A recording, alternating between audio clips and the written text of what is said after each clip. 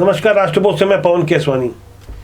7 अक्टूबर 2022 को एक वीडियो जिसे पूरे देश ने देखा, वो तेजी से वायरल होता वीडियो जिसमें हिंदू देवी देवताओं को नहीं मानने की शपथ ली जा रही थी।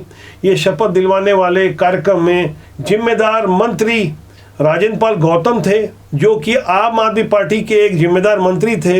इन दिनों आम आदमी पार्टी जो खुद को मौसम के हिसाब से हिंदूवादी साबित करने की कोशिश कर रही है, लोगों का दबाव पड़ा तो मंत्री जी का फौरन इस्तीफा ले लिया गया। ऐसे ही एक और 7 नवंबर वाली तारीख में भी छत्तीसगढ़ में ऐसी ही एक वीडियो आई। ये संस्कारधानी कहलाने वाले राजनांदगांव की वीडियो है, जहां ऐसी एक शपथ दिलवाई गई जिसमें कांग्रेस की महापौर हेमा देशमुख मौजूद थी। जैसे कि आप अपनी स्क्रीन पर देख पा रहे हैं, आपको हेमा देशमुख बीचों बीच नजर आ रही होंगी। हेमा देशमुख ने जो कुछ भी किया उसके बाद छत्तीसगढ़ में भी राजनीतिक बखेड़ा खड़ा हो गया। दरअसल छत्तीसगढ़ में 2023 में विधानसभा चुनाव है। इस चुनाव की तैयारी में लगी कांग्रेस और भाजपा में होड़ मची है कि कौन सबसे ज्यादा हिंदूवादी है। दरअसल मैं जनसंख्या की बात करूं तो छत्तीसगढ़ में तकरीबन 95% आबादी सनातनी है। यही कारण है कि ये होड़ मची हुई है। ऐसी होड़ के बीच कांग्रेस की जिम्मेदार महापौर अगर मन से शपथ कार्यक्रम में शामिल रहे या शपथ में अपनी सहभागिता दे, जिसमें साफ तौर पर यह कहा जा रहा हो कि मैं गौरी, गणपति इत्यादि देवी देवताओं को नहीं मानूंगा। इसके बाद जैसे कि आशंका थी, छत्तीसगढ़ से केंद्र का प्रतिनिधित्व करने वाली रेणुका सिंह केंद्रीय मंत्री हैं, उन्होंने एक ट्वीट किया और उन्होंने ट्वीट में जो भाषा का इस्तेमाल किया उस पर भी आप गौर करें। मंत्री रेणुका सिंह लिखती हैं, कांग्रेस राज्य में हिंदू विरोध चरम पर है या हिंदू आस्था पर प्रहार होता है।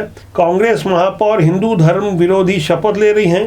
सनातन के विरोध में कांग्रेस का तार जुड़ा रहता है। तमाम ऐसी बातें उन्होंने लिखी है। अब मैं आपको स्क्रीन पर जो तस्वीर दिखा रहा हूं, जैसा कि आप देख पा रहे हैं, ये एक बैनर पीछे आपको दिख रहा होगा। तारीख 7 नवंबर 2022 की दिख रही है। जो बौद्ध सम्मेलन वाला यह जो बैनर है, यही बैनर वाला पोस्टर महापौर हेमा देशमुख ने भी अपने ट्वीट में डाला है, जिसमें उन्होंने लिखा है कि मैं इस बौद्ध सम्मेलन में शामिल हुई थी। डॉक्टर भीमराव अंबेडकर के पोते भीमराव यशवंत अंबेडकर के साथ वो मौजूद थी, जैसा वो लिख रही हैं। उनकी इस पोस्ट में भी आपको वही वाला बैनर नजर आ रहा होगा जो कि आपको वीडियो में नजर आ रहा होगा।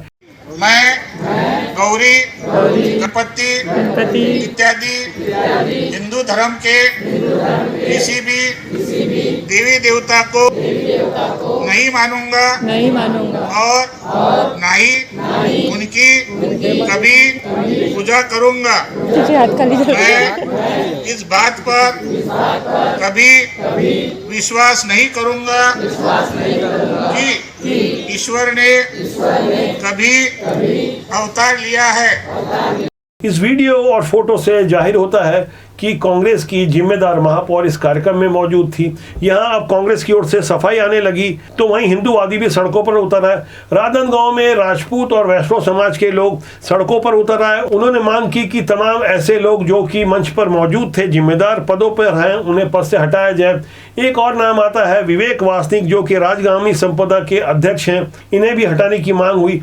जिस वक्त संस्कारधानी राजनांदगांव में हिंदू देवी देवताओं को नहीं मानने वाली बात सार्वजनिक मंच से कहते हुए जन भावनाओं का अपमान हो रहा था, लगभग उसी वक्त कांग्रेस के कर्नाटक के कार्यकारी अध्यक्ष सतीश लक्ष्मण राव जरकीहोली ने भी बेहद आपत्तिजनक बयान दिया। इसकी भी चर्चा जोरों पर है। हिंदू का जो मीनिंग है वो बहुत गंदी है।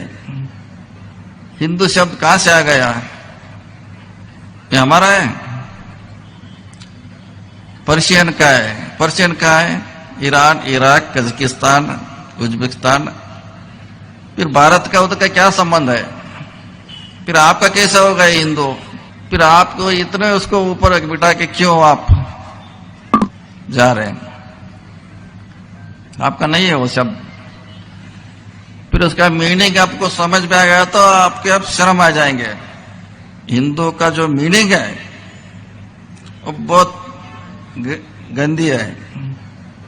कहीं का धर्म, कहीं का शब्द आप लाके हमारे ऊपर जबरदस्ती डाल रहे हैं। विचार अभिव्यक्ति की आजादी के नाम पर खासकर सनातन धर्म को इस तरह से निशाने में बनाने का लगातार प्रचलन जारी है। इससे जनभावनाएं आहत होती है। इस पर तुरंत रोक लगनी चाहिए और दोषियों के विरुद्ध कड़ी कार्रवाई भी होनी चाहिए। तमाम ऐसी कवायतें तब हो रही है जब छत्तीसगढ़ में चुनाव का मौसम है, चुनावी बयार बह रही है। ऐसी चुनावी मौसम में कई और रंग आपको देखने मिलेंगे। यहाँ जिम्मेदार मंत्री के बयानों की उलाटबाजी भी आप देखेंगे। छत्तीसगढ़ के राजस्व मंत्री जय सिंह अग्रवाल का भी एक बयान सामने आया जिसे लेकर राजनीतिक पारा गर्म हो गया। कोरबा क्षेत्र से प्रतिनिधित्व करने वाले जय सिंह अग्रवाल दरअसल ऐसे बयान देते हैं जैसे सरकार पूरब की तरफ जा रही हो तो वो पश्चिम की तरफ जाएंगे, सरकार दक्षिण की तरफ जा रही हो तो उत्तर की तरफ जाएंगे। उन्होंने छत्तीसगढ़ के कांग्रेस के प्रभारी पीएल पूनिया पर ही सीधे तौर पर निशाना साध लिया। दरअसल पत्रकारों ने जब उनसे पूछा कि पीएल पूनिया ने सर्वे कराया है और अपने विधायकों के परफॉर्मेंस सुधारने की बात कर रहे हैं, इस पर उनकी क्या प्रतिक्रिया है, तब उन्होंने जो कुछ कहा उसे भी आप गौर से सुनिएगा। और 24 घंटे होते होते जय सिंह अग्रवाल अपने ही बयान से कैसे यू टर्न ले रहे हैं उसे भी आप गौर कीजिएगा। इन दोनों बयानों के बाद मैं आऊँगा कि इसकी असल वजह क्या है और छत्तीसगढ़ में इन दोनों राजनीतिक हालात किस तरफ जा रहे हैं। पूनिया जी की रिपोर्ट में क्या है मुझे इसकी जानकारी नहीं है और मैं उन रिपोर्टों से सहमत भी नहीं हूँ। इस प्रकार का अगर परफॉर्मेंस की बात कोई आ रही है तो उस रिपोर्ट का उस रिपोर्ट को मैं उसको मान्य नहीं करता अपनी तरफ से। मैंने यही कहा था कि मेरे को किसी सर्वे रिपोर्ट की जानकारी नहीं है और ना ही कोई इसके बारे में ऐसी चीज़ों को मैं मानता हूँ। तो मैं जब कोई सर्वे हुआ ही नहीं, उसकी कोई रिपोर्ट ही नहीं है, ऐसी कोई चर्चा ही नहीं हुई, तो उसके बारे में इस प्रकार की अनर्गल बातें दिखाने तो मेरी छवि खराब करने वाली बात है। और पूनिया जी हमारे सर्वमान्य नेता हैं, उनके मार्गदर्शन में छत्तीसगढ़ में हमारी सरकार बनी है। हमारे प्रदेश के संगठन के प्रदेश के प्रभारी महामंत्री हैं। आपको इन दोनों बयानों से स्पष्ट हो गया होगा कि मंत्री जी पहले क्या कह रहे थे और 24 घंटे के भीतर उन्हें कौन सा इंजेक्शन लगाया गया कि वे पीएल पूनिया को सीधे अपना नेता बताने लगे। पहले वाले बयान में तो वो पीएल पूनिया पूरा नाम भी नहीं ले रहे थे। उसके बाद जो नम्रता उन्होंने दिखाई, जिस तरह की सौहार्दता दिखाई, उसके भी अर्थ आपको समझ में आ रहे होंगे। शायद यही कारण होगा कि एक पुरानी कहावत जो प्रचलित रही कि नेताओं की बात और गधे की लात का कोई भरोसा नहीं होता। इस तरह की बातें थोड़ी अप्रिय जरूर लगती है, लेकिन जब जिम्मेदार मंत्री ही इस तरह की बातें करें, इस तरह के व्यवहार करें, तब जाहिर तौर पर जनता में कुछ अविश्वास के भाव भी पनपते हैं। जिस वक्त मंत्री जय सिंह अग्रवाल ये बयान दे रहे थे, तकरीबन उसी दौरान छत्तीसगढ़ के मुख्यमंत्री भूपेश बघेल ईडी को एक पत्र जारी कर रहे थे। मैं आपको पत्र भी दिखा पा रहा हूं, आप जैसा कि देख पा रहे हैं, उन्होंने ईडी को पत्र लिखा है और छत्तीसगढ़ में 2004 से 2015 के बीच हुए नान घोटाले को लेकर उन्होंने ईडी से जांच की मांग की है। सीएम भूपेश बघेल ने इस बारे में क्या कहा, आप उनके वक्तव्य को भी गौर करें। पहला पत्र है कि जो नान घोटाला है, अभी जैसे प्रधानमंत्री जी ने कहा कोई भी राजनीतिक दल का हो उसे निष्पक्ष जांच होना चाहिए, प्रधानमंत्री जी ने कहा है। तो मैंने ईडी को आज पत्र लिखा है कि नान घोटाले में सीएम मैडम, सीएम सर, सबके नाम आए हुए हैं और ईडी के पास पहले से ही जांच चल रही है। उस समय जो जांच अधिकारी है आपके सामने, मीडिया के सामने आके उन्होंने कहा था कि पैसा उस डोमेन में गया है जहां हम जा नहीं सकते, उसको जांच नहीं कर सकते। बहुत सारे मीडिया हाउस के पास उसकी क्लिपिंग होगी और उस समय जब उन्होंने कहा था ये पैसा उस डोमेन में गया है जहां हम जा नहीं सकते, जांच नहीं कर सकते, तो ईडी को मैंने पत्र लिखा है कि इसकी जांच आप कराएं। सीएम भूपेश बघेल जब अपनी बातों में सीएम सर और सीएम मैडम वाली बात कर रहे थे, तब वो सीधे तौर पर डॉक्टर रमन सिंह को घेरे में लेने की कोशिश कर रहे थे, क्योंकि 12 फरवरी 2015 को जब एंटी करप्शन ने छापेमारी की थी, उस समय डॉक्टर रमन सिंह की सरकार थी। रमन सरकार के तीसरे कार्यकाल के 3.5 साल बचे हुए थे और उन्हीं की सरकार के अधीन काम करने वाली एंटी करप्शन ने उन्हीं के ही मातहतों के यहाँ छापेमारी की। 28 अधिकारियों के यहाँ एक साथ छापेमारी की गई थी।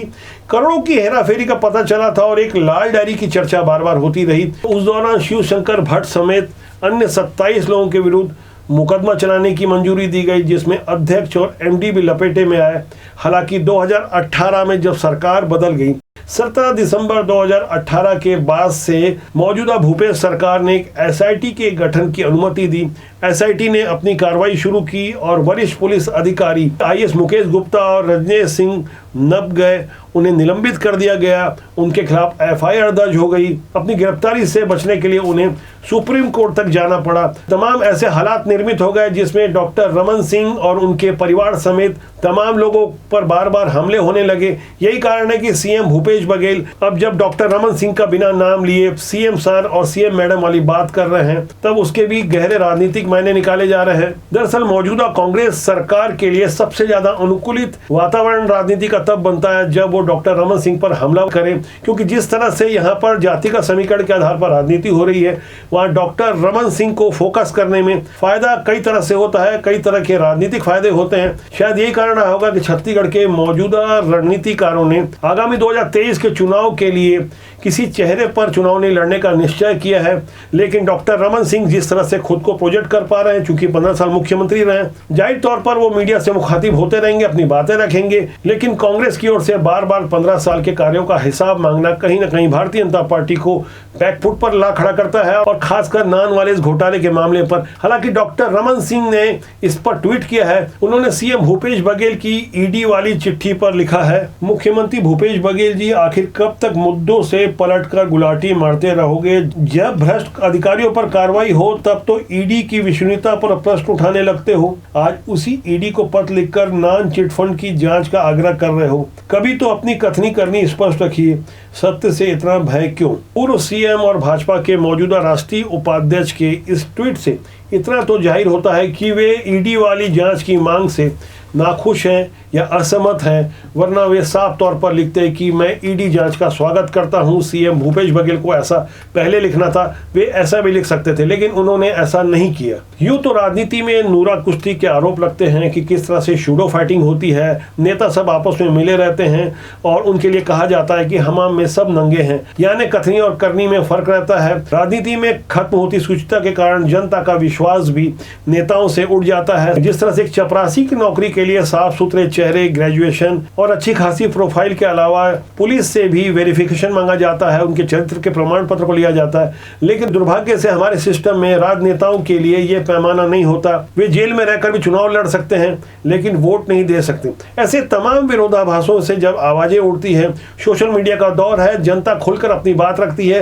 अब पहले की तरह राजनीति नहीं होती, लोग तुरंत रिएक्ट करते हैं, जो काम नहीं करता है उसे साइड लगा देते हैं। लगातार मौका देने के बाद भी कोई राजनीतिक दल या राजनेता विश्वासघात करे तो जनता उन्हें 5 साल बाद वोट जरूर देती है, तो उससे कहीं पहले अब नाराजगी झलक भी जाती है। यही कारण है कि चुनाव से पहले तमाम सर्वे हो रहे हैं। छत्तीसगढ़ में पीएल पूनिया का सर्वे चर्चा में रहा, जिसे मंत्री जय सिंह अग्रवाल मानने को तैयार नहीं थे। कुछ ऐसे ही सर्वे भारतीय जनता पार्टी के भी हो रहे हैं। वो अलग बात है कि उस पर खुलकर चर्चा नहीं हो पा रही है, लेकिन काम बहुत करीने से हो रहा है। 11 नवंबर को हालात छत्तीसगढ़ में ज्यादा तनावपूर्ण हो सकते हैं, क्योंकि न्यायधानी बिलासपुर में शासन की ओर से कोई अनुमति नहीं दी गई है, बाकायदा धारा 144 लगा दी गई है। लेकिन भारतीय जनता पार्टी के आंदोलनकारी नेताओं को मानो ऐसे 144 धारा से कोई फर्क ही नहीं पड़ रहा है। वे पूरी तैयारी में लगे हुए हैं, बाकायदा लोगों को टारगेट दिए गए हैं। प्रदेश भर से महिलाओं को वहां पे जुटने का निर्देश दिया गया है। महिला मोर्चा की कार्यकर्ता वहां आ रही है, संख्या भी तय कर दी गई है। तकरीबन 1 लाख के आसपास मात्र शक्तियों को बुलाया गया है। मुद्दा शराबबंदी और महिला उत्पीड़न से जुड़ा है। ऐसा संवेदनशील मुद्दा है जिस पर यदि टकराव हुआ